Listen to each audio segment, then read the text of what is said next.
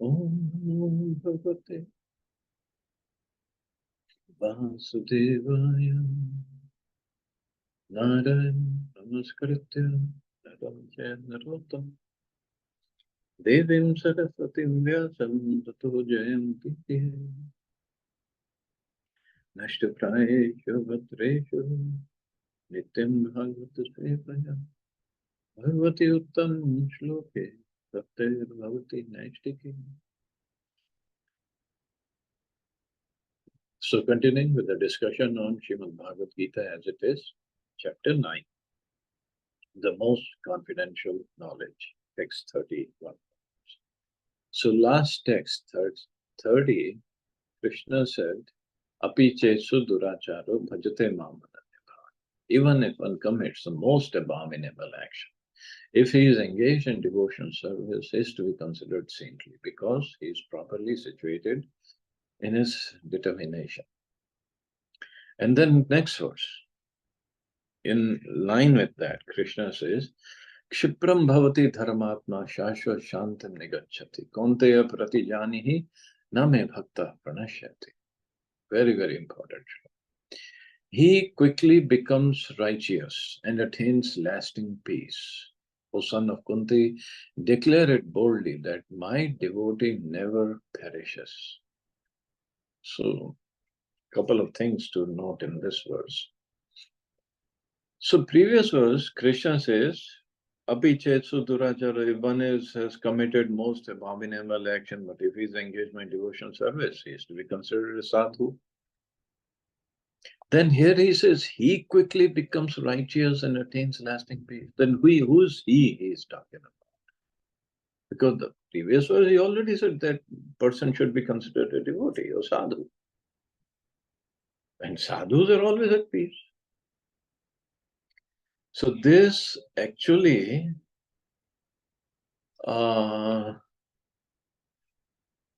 let me remember which Acharya. Bhaktivinoda Thakur is involved in this pastime. Either Bhaktivinoda Thakur did not understand or some Acharya did not understand this, that who becomes righteous then.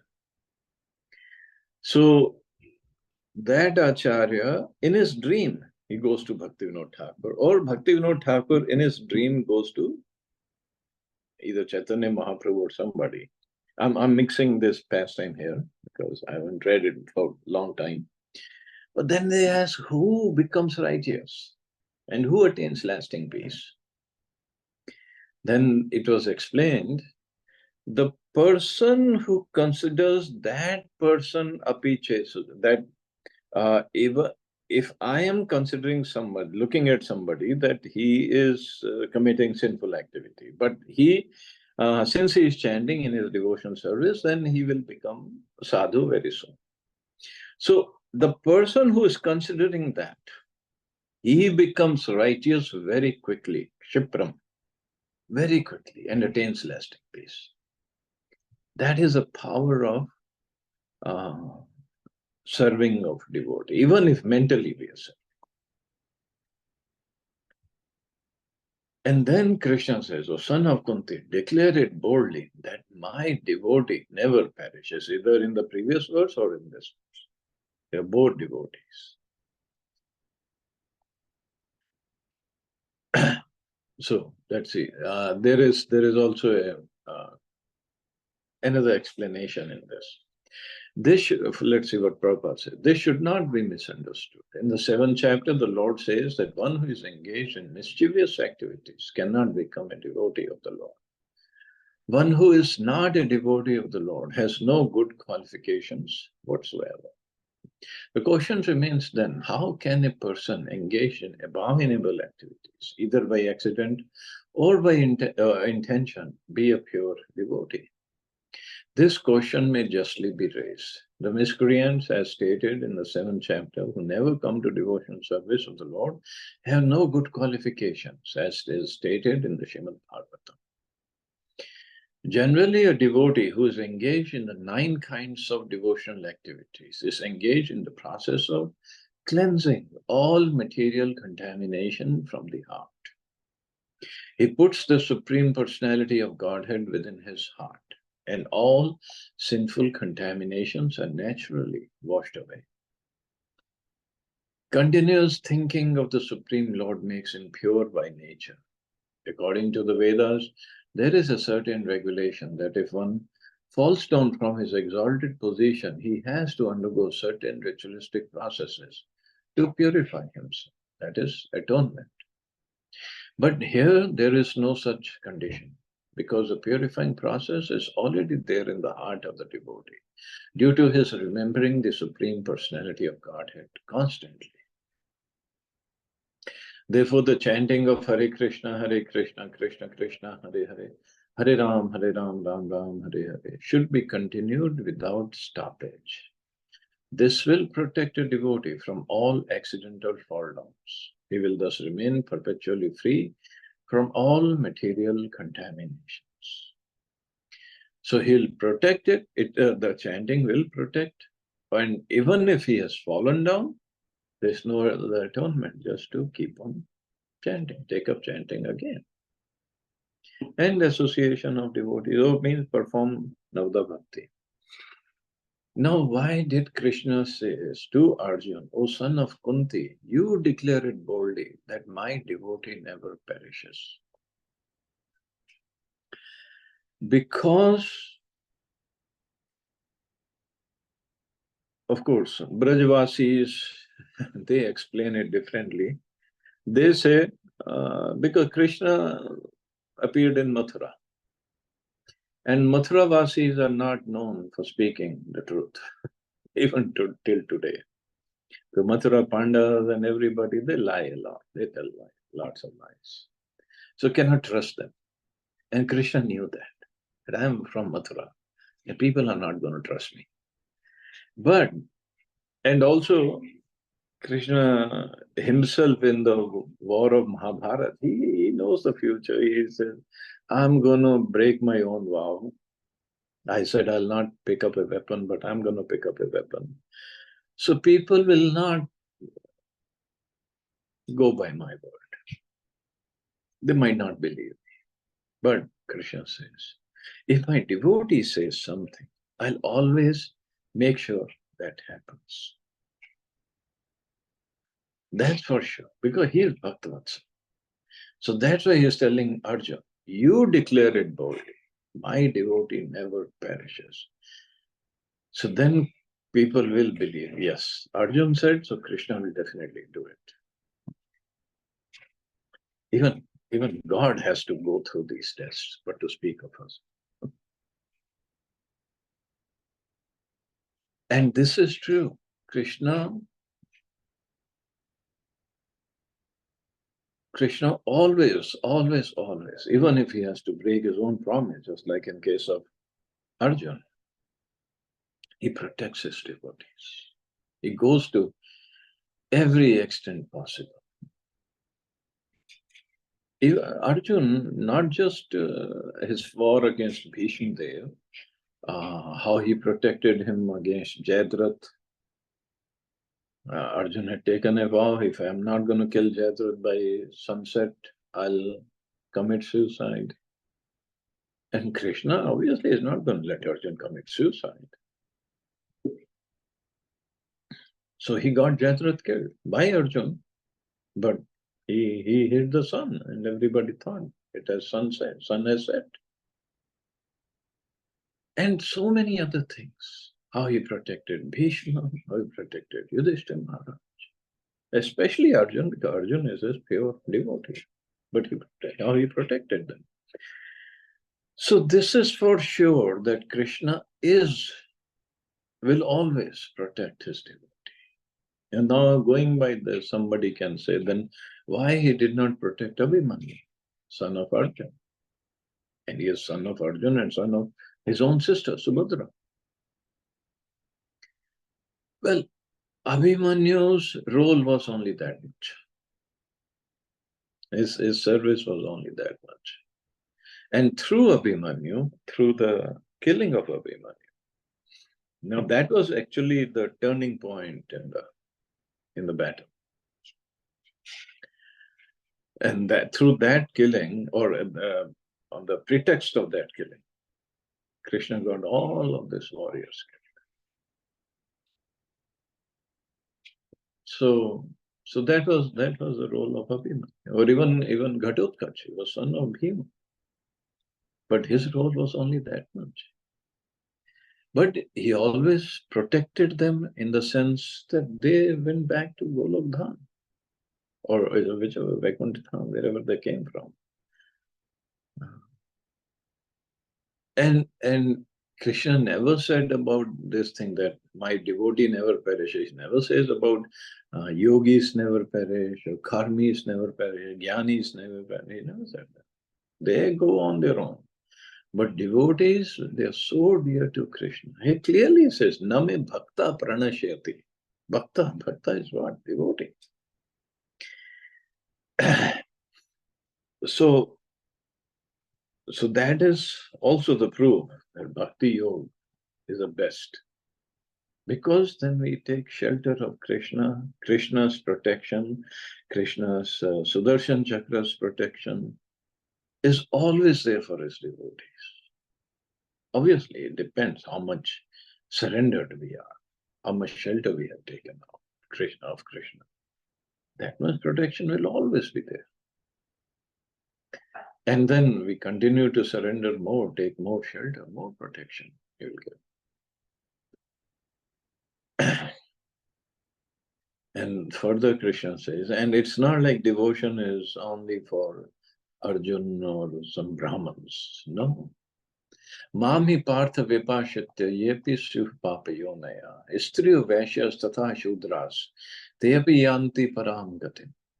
O son of Pritha, those who take shelter in me, though they be of lower birth, women, vaishyas, and shudras, can attain the supreme destination.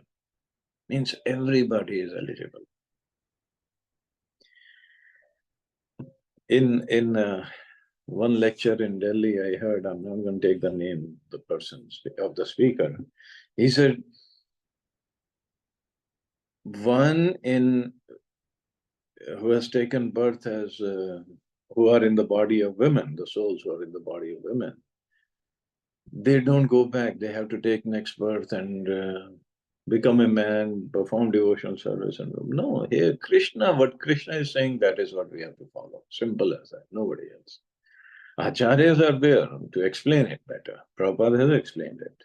But this is not the words of Krishna. So devotees, sometimes we don't understand the whole thing, or we don't have those realizations, and then we make comments like that. Very unfortunate.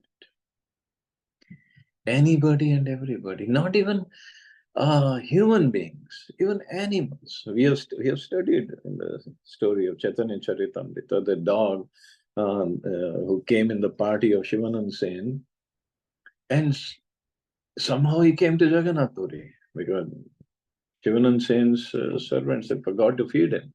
And when they came, the party came, they saw Mahaprabhu was feeding the dog, that same dog, with his own hands.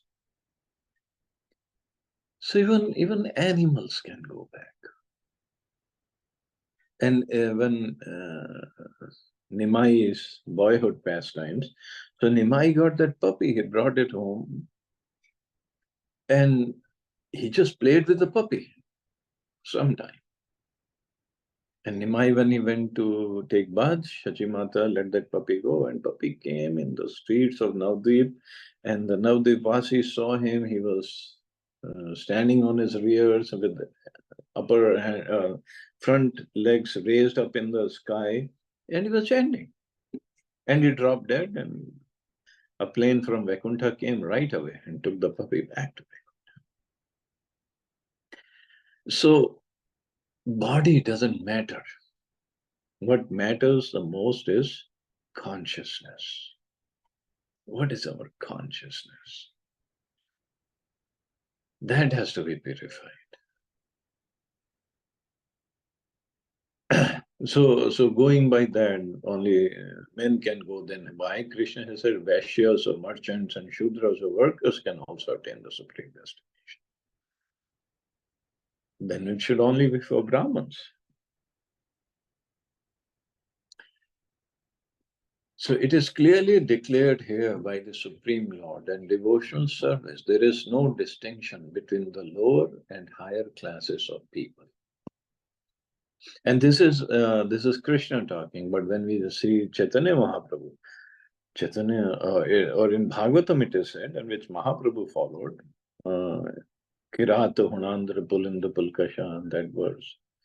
Even lower than Shudras, if they also can take up devotion service or chanting of the holy names, and they can get purified. Lower than Shudras. Krishna only talks about Shudras here, up to Shudras. So it's for everybody.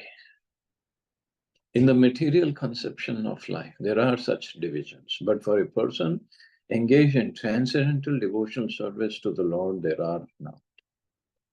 Everyone is eligible for the supreme destination. In the Srimad Bhagavatam, it is stated that even the lowest, who are called chandals or dog eaters, can be purified by association with the pure devotee. Therefore, devotional service and the guidance of a pure devotee are so strong that there is no discrimination between the lower and higher classes of men. Anyone can take to it. The most simple man taking shelter of the pure devotee can be purified by proper guidance. According to the different modes of material nature, men are classified in the mode of goodness, which are Brahmins, the mode of passion, Kshatriyas are administrators, the mixed modes of passion and ignorance, which are Vaishyas or merchants, and the mode of ignorance, Shudras or workers. Those lower than them are called Chandas, and they are born in sinful families. Generally, the association of those born in sinful families is not accepted by the higher classes.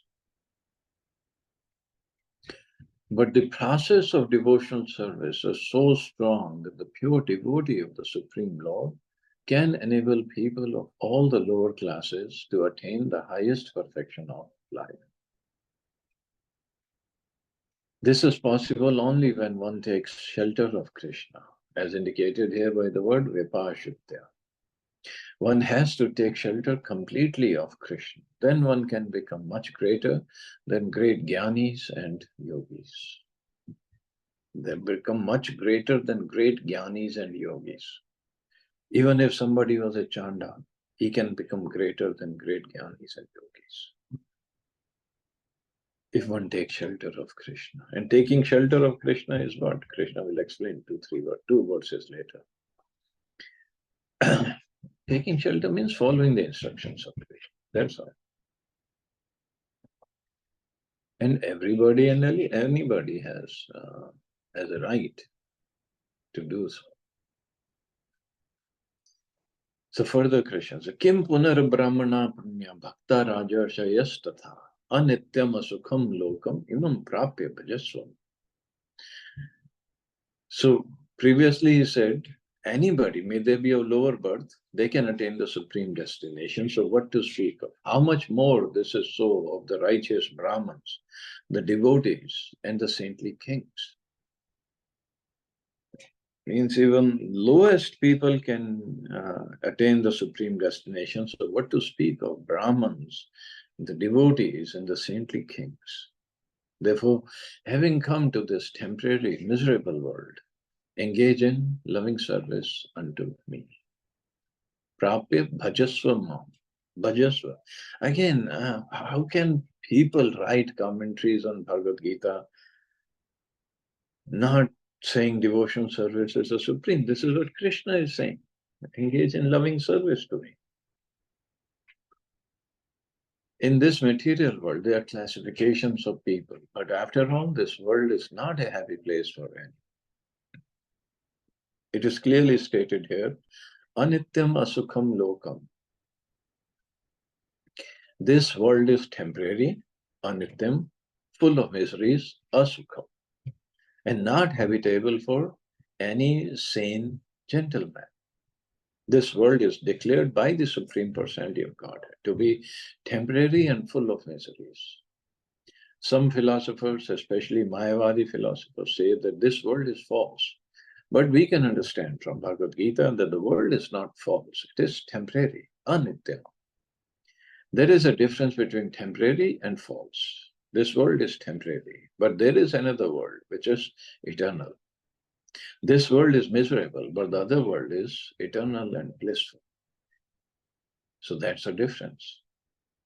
Arjun was born in a saintly royal family. To him also the Lord says, take to my devotion service and come quickly back to Godhead, back home.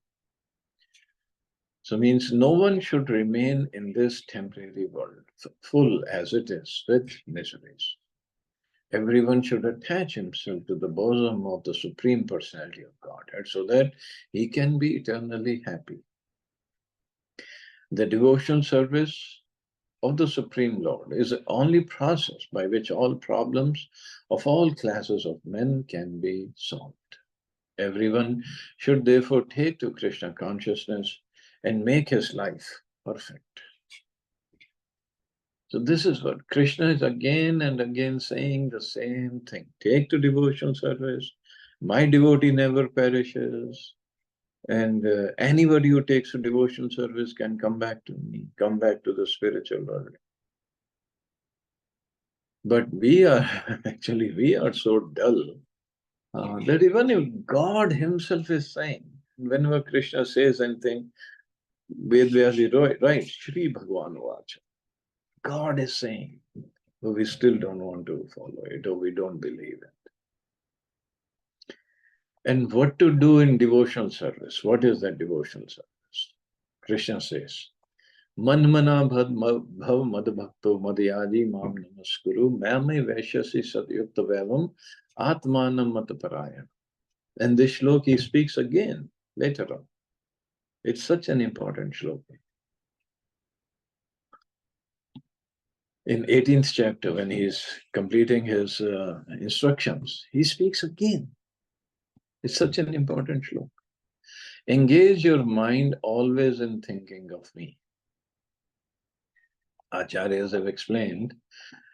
Arjun said, no, Krishna, see, I have to do so many things. I cannot engage, always thinking of you. Okay, Krishna says, become my devotee. Krishna, that's not also possible. I have to take care of the kingdom, so many administration things I have to do. Okay, Krishna said, you cannot do that. Offer obeisances unto me. Just come to my temple and pay your respects. Oh, Krishna, that's also not always possible. Just worship me whenever you can. And being completely absorbed in me, surely we will come to.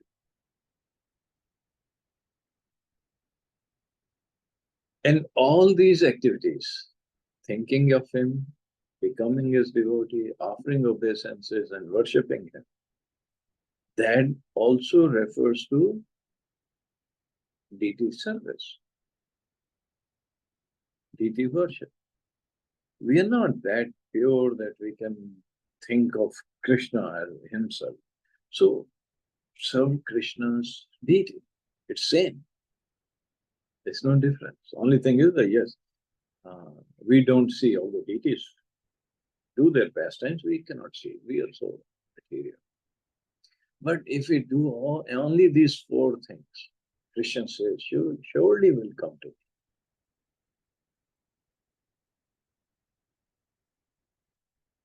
But even then, we don't have this kind of faith in Krishna, then that's a problem. In this verse, it is clearly indicated that Krishna consciousness is the only means of being delivered from the clutches of this contaminated material world. He did not give this guarantee while he was explaining Hatha Yoga or Gyan. Gyan will explain later, or Karma Yoga. No, that surely you will come to. But here for bhakti devotees, he's giving this guarantee. Sometimes unscrupulous commentators distort the meaning of what is clearly stated here. That all devotional service should be offered to the Supreme Personality of Godhead, Krishna. Unfortunately, unscrupulous commentators divert the mind of the reader to that which is not at all feasible. Such commentators do not know that there is no difference between Krishna's mind and Krishna. Krishna is not an ordinary human being. He is absolute truth, or he is the supreme absolute. His body, his mind, and he himself are one and absolute. One and absolute. Because the commentators sometimes say, no, we don't have to serve or think of Krishna. Think of eternal, unborn within Krishna. That's the problem. There is no within and without Krishna. There's only one. It's absolute. There's no difference between Krishna, Krishna's mind, Krishna's body, anything. It's all one. It is stated in the Kurma Purana, as it is quoted by Bhaktisiddhanta Saraswati Goswami in his Anubhashya comments on Chaitanya Charitamrita. Deha dehi vibhedo ayam na ishvare vidyate kvachit. This means that there is no difference in Krishna, the Supreme Lord, between himself and his body. But because the commentators do not know the science of Krishna, they hide Krishna and divide his personality from his mind or from his body. Although this is sheer ignorance of the science of Krishna, some men make profit out of misleading people. There are some who are demoniac, who they also think of Krishna, but enviously, just like King Kamsa, Krishna's uncle. He was also thinking of Krishna always, but he thought of Krishna as his enemy. He was always in anxiety, wondering when Krishna would come to kill him. That kind of thinking will not help us. When Krishna says, Man mana, think of me, not like Kansa, think as a devotee. One should be thinking of Krishna in devotional love. That is bhakti. One should cultivate the knowledge of Krishna continuously. What is that favorable cultivation? It is to learn from a bona fide teacher. Krishna is the Supreme Personality of Godhead, and we have several times explained that his body is not material, but it is eternal, blissful knowledge. This, or Sachidananda, this kind of talk about Krishna will help one become a devotee. Understanding Krishna otherwise from the wrong source will prove fruitless. One should therefore engage his mind in the eternal form, the primal form of Krishna, with conviction in his heart that Krishna is the Supreme. He should engage himself in worship. There are hundreds of thousands of temples in India for the worship of Krishna, and devotional service is practiced there. When such practice is made, one has to offer obeisances to Krishna. One should lower his head before the deity and engage his mind, body, or his activities, everything. That will make one fully absorbed in Krishna without deviation. This will help one transfer to the Krishna Loka. One should not be deviated by unscrupulous commentators. One must engage in the 9 different processes of devotion service, beginning with hearing and chanting about Krishna. Pure devotional service is the highest achievement of human society. So easy to perform devotional service, but people definitely, they have their own understanding. So it's not unto Krishna. We have Krishna like we see Krishna, that we have to surrender to, or this or that. The 7th and 8th chapters of Bhagavad Gita explain pure devotion service to the Lord that is free from speculative knowledge, mystic yoga, and creative activities. Those who are not purely sanctified may be attracted by different features of the Lord, like the impersonal Brahmjyoti and localized Bhakti. But a pure devotee directly takes to the service of the Supreme. There is a beautiful poem about Krishna, and it is clearly stated that any person who is engaged in the worship of demigods is most unintelligent and cannot achieve at any time the supreme award of Krishna. The devotee in the beginning may sometimes fall from the standard, but still he should be considered superior to all other philosophers and yogis. One who always engages in devotion in Krishna consciousness should be understood to be a perfectly saintly person. His accidental, non-devotional activities will diminish, and he will soon be situated without any doubt in complete perfection. The pure devotee has no actual chance to fall down because the Supreme Godhead personally takes care of his pure devotees. So no actual chance to fall down for his pure devotees because all their senses, all their activities, everything is controlled by Krishna. Therefore, the intelligent person should take directly to the process of Krishna consciousness and happily live in this material world. He will eventually receive the supreme award of Krishna. So this is the sum and summary of this chapter. So thus ends the Bhaktivedanta purpose to 9th chapter of the Srimad Bhagavad Gita in the matter of the most confidential knowledge. So next Sunday we'll start chapter 10, the opulence of the absolute. So we'll stop here. Any questions or comments? Nice philosophy. Thank you. Thank you, Prabhu.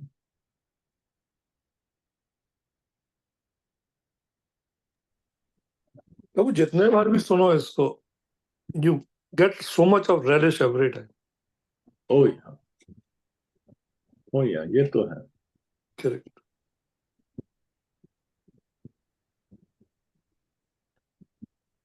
Bhagavad Gita इसकी ये sweetness तो है, beauty तो है. Yep. नया नया meaning निकल के आता है हर बार पढ़ो. या नया मेच्योरिटी लेवल खड़ा होता है, मतलब एक और, या no doubt about it. Thank you प्रभु. चलो, थैंक यू प्रभु. Thank you. All are safe and wonderful. Hare Krishna. Jai Shri Ram. Thank you, Prabhuji. Krishna, Jai Shri Ram.